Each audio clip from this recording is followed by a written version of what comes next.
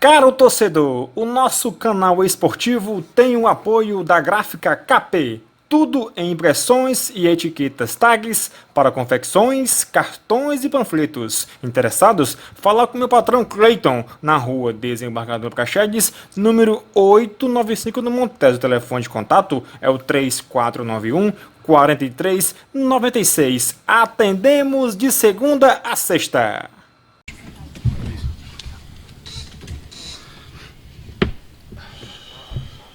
Ok? Aqui, Léo. Vai, Germana. Começando. Dá pra ouvir daqui? Sim, claro. Rogério, até o gol, o quanto o Avaí estava dificultando a vida do Fortaleza naquela marcação cerrada, no Alberto Valentim colocando ali uma marcação de 1 para 1, praticamente ali uma sombra atrás dos atacantes. Não, eu acho que independente do gol, o Avaí marcou bem. No primeiro tempo jogou até, foi um jogo bem parelho. Teve um momento que teve 5 escanteios consecutivos, né, onde a gente afastou mal a bola em alguns momentos. Eles marcaram bem, mas pela característica até do time deles, nós sabíamos que ia sobrar uma brecha pelo meio, né? O Douglas é um jogador extremamente talentoso, mas não tem até não é um marcador, né? Um jogador, um 10, um jogador bem clássico, um 10 clássico. Então nós conseguimos achar algumas brechas de jogo sofrido, disputado, como tende a ser a maioria, a não ser contra times que atingem um patamar muito mais elevado do que o nosso técnico, né, de opções de jogadores. Mas foi um bom jogo, um bom duelo, que foi decidido, acho que na minha opinião, só depois que o segundo gol saiu. Aí a gente conseguiu ter a posse de bola com calma, criou até chance para fazer o terceiro gol, né?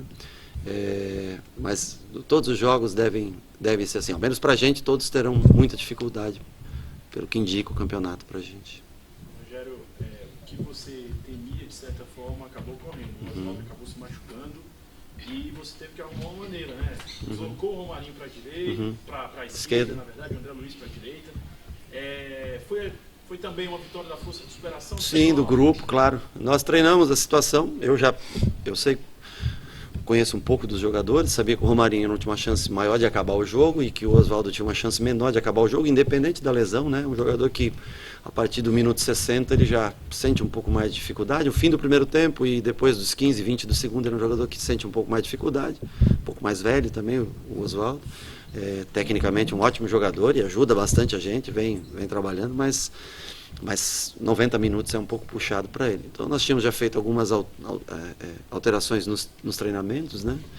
E o André já tinha ajudado nessa função, até que o André também cansou. E aí nós deixamos o Romarinho e o Marlon primeiro pelo lado e depois aí nós fizemos uma substituição que ainda não tinha feito, que é botar um volante de segunda linha, né? De 4. Que foi o Paulo pela direita, jogamos o Marlon pela esquerda e trouxemos o Romarinho para jogar junto com o Chiesa, para tentar manter o padrão de jogo do time. Mas é uma pena que a gente não tenha mais os jogadores característicos da posição para fazer essas trocas. Ô Rogério, diante da forte marcação imposta pelo Avaí, o comportamento do time foi dentro do que você procurou planejar durante esse mês de trabalho e tudo? Você gostou do comportamento da equipe nessa volta? Ok. Eu acho que nós não fizemos um excepcional jogo, tá? Eu reconheço que nós não fizemos tecnicamente talvez um grande jogo, ou especialmente o primeiro tempo, nós encontramos muita dificuldade, que é natural, o time tem fôlego, gás para marcar a gente e o fez, né? Mas eu tenho que ver pelo outro lado, que é o comprometimento de todos. Nós não temos, por exemplo, condições de fazer um treino de finalização com os atacantes. Você não pode fazer se você não tem uma troca. Eu não posso arriscar um treinamento mais forte com os atacantes. Você tem 2 velocistas só, né? Você utiliza os 2. Eu não posso botar o cara para fazer algumas coisas que eu gostaria. Então, assim, quando você tem que trabalhar de acordo com as situações que você tem. Eu tenho que poupar ao máximo meus 2 jogadores de lado, porque são eles que podem resolver ofensivamente o jogo para mim.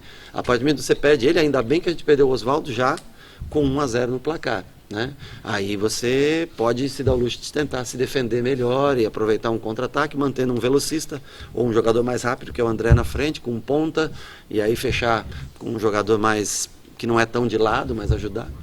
Agora, o time produziu bem para um time que jogou 30 minutos contra o Sub-20 e jogou 40 minutos contra o Ferroviário num amistoso, para 90 minutos. Eu acho que o time produziu dentro do que a gente esperava. Sendo defesa.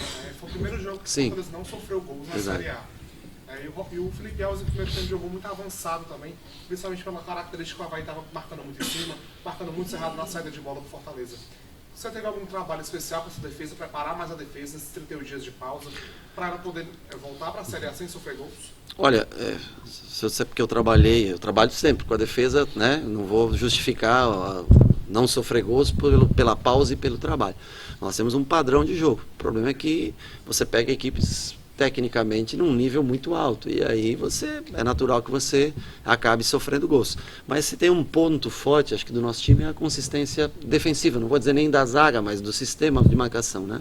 Apesar de ter sofrido acho que 13 gols já na competição em 10 jogos, se eu não me engano, posso estar errado, mas para um time menor do campeonato, ainda é um número que não é tão elevado assim, é acima de 1 do que nós estamos acostumados a ver na Copa do Nordeste, onde nós sofremos meio gol por jogo, no Campeonato Cearense, onde também sofremos menos gols por jogo, mas dentro das dificuldades que a gente enfrenta, é um sistema que funciona bem. Acho que os zagueiros também, pelo fato de jogarem muitos jogos juntos, laterais altos que fazem cobertura, ou se não o Carlinhos, que não tem tanta altura, mas tem boa impulsão, fazem bem a cobertura da virada de jogo, e a dedicação dos volantes, dos pontas, né? Os próprios 9 nossos que jogam, né? Se dedicam muito ao time na hora da marcação, isso facilita muito o trabalho. É um time consistente, eu acho que foi um time consistente no dia de hoje. Rogério, boa noite. Todos os times falaram que ia ser muito bom essa parada para evoluir as equipes. Sim. Acredito que por causa disso, todas as torcidas esperavam vitória, né? Vitória com certeza. Então, qual é a importância de já voltar a vencer? Bom, eu não posso dizer para você essa mesma coisa, eu também esperava que fosse uma parada, né, que ajudasse bastante a gente. Infelizmente foi uma parada que prejudicou bastante a gente, né? A saída de muitos jogadores, especialmente de uma função que é do setor de ataque, né?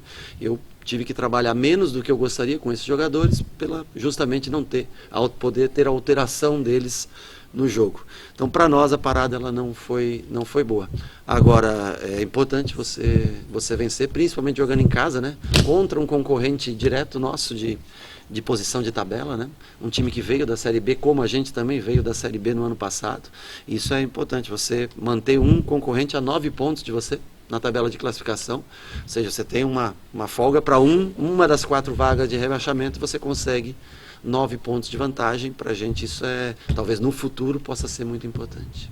Rogério, o Wellington veio aqui e disse que um dos pontos que você pede muito aos atletas é a questão da rapidez na leitura do jogo. E ele falou isso exatamente porque segundo ele, não imaginava que o Avaí viesse para a partida da forma como veio.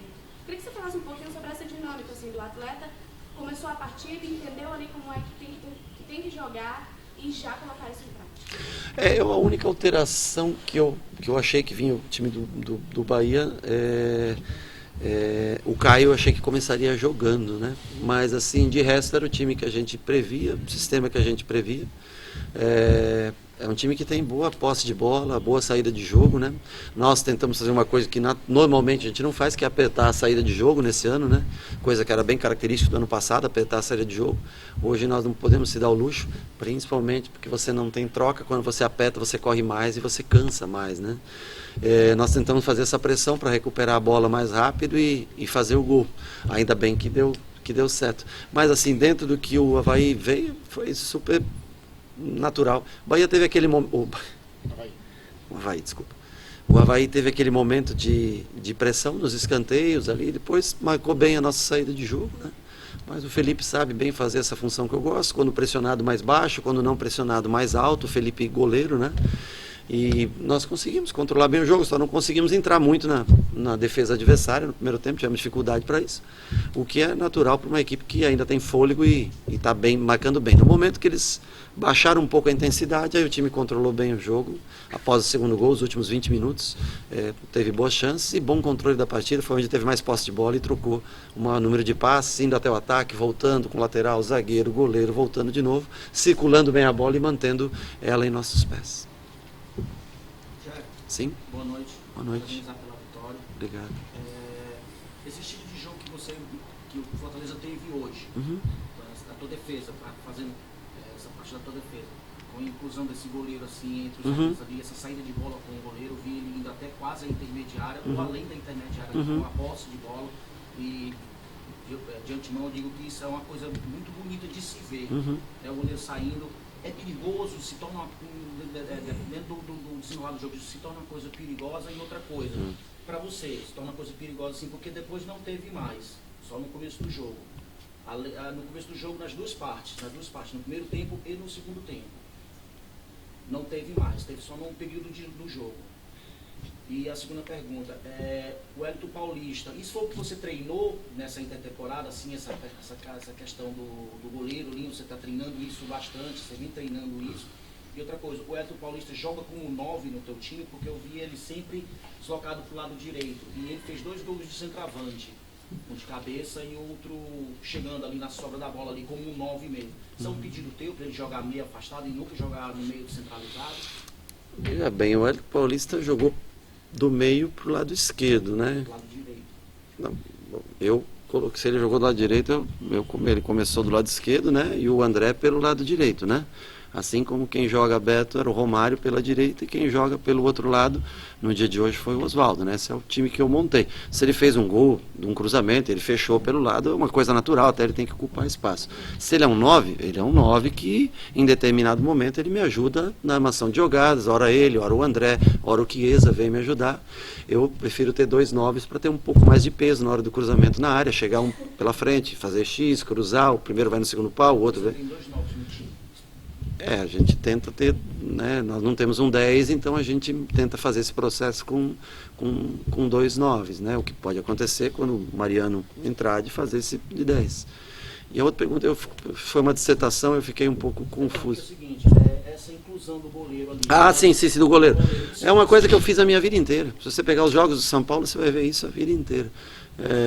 O Felipe é um goleiro que tem essa facilidade, essa característica que eu gosto de jogar com os pés. Ele auxilia muito, é mais um jogador de linha que a gente tem, né? Jogar em 11 contra 10 é sempre uma vantagem. Rogério, eu lembro que quando o Wellington Paulista chegou, ele passou um tempo... Sim, sem fazer gol, né? Você, mesmo assim, vinha aqui elogiava o Wellington Paulista pela movimentação, por tudo que ele representava para a sua equipe, e agora parece que a coisa engrenou, né? Fez gols decisivos, na Copa do Nordeste. Decidiu a primeira vitória do Fortaleza contra o Atlético Também, Paranaense no campeonato, verdade. E hoje novamente foi decisivo. Era o ponto que você esperava, o Wellington Paulista sendo decisivo também com gols? Eu continuo a reafirmar a você que ele é um jogador importante, independente dos gols. Se ele fizer os gols, claro que, nossa, né, pra gente é muito melhor. No último jogo, quem fez foi o André, né? Esse jogo, quem fez 2 gols foi o Wellington. Mas, por exemplo, Chapecó. O Wellington não faz gol, mas dá assistência do primeiro gol para o Marcinho fazer. E o compromisso do cara, para mim, futebol é muito mais do que fazer o gol. Futebol, você tem que ter uma doação para o time, né? Em times onde você talvez não tenha... Eu acho que até em time que se tem muito talento, né? Você vê, por exemplo, o Brasil jogar, né? Firmino e Gabriel Jesus, por exemplo. Né? 2 caras que competem, que ajudam, Firmino que rouba a bola para fazer pro gol do Gabriel Jesus, enfim. Esse é o futebol moderno para mim, né? Essa é a diferença que existe entre uma determinada seleção e outra. Talvez a Argentina, por exemplo, o Messi, que é um excelente jogador, fantástico, mas ele já não compete mais como compete o Firmino, como compete o Gabriel Jesus, como compete o Everton, né? E essa... É claro que o grande jogador tem que estar perto do gol, tem que receber a bola, mas ele também tem que fazer parte do todo na marcação. Essa é a forma como eu vejo futebol. Aqui todo mundo se ajuda. Chiesa entrou, marcou. Wellington jogou, marcou. André Luiz jogou, marcou, jogou. Na frente, jogou de lado. Chiesa entrou na frente, jogou nas 2 posições. Romarinho jogou de lado, começou na direita, foi para a esquerda, terminou de segundo atacante junto com o Chiesa. Paulo é um volante que já jogou de lateral, entrou na segunda linha de 4. O esquema ele é claro, definido. O atleta, se tiver boa vontade e um pouco da característica, ou se a gente não tiver outro atleta daquela característica, também tem que improvisar. Mas eles conhecem cada peça do sistema e eles aí vai da predisposição que eles têm e também da qualidade do time adversário para executar a função. Hoje é o Dia Mundial do Rock. Qual seria a trilha ideal para essa vitória do Fortaleza? Nós vamos de AC/DC, né? De Internacional do Rock, a gente não pode...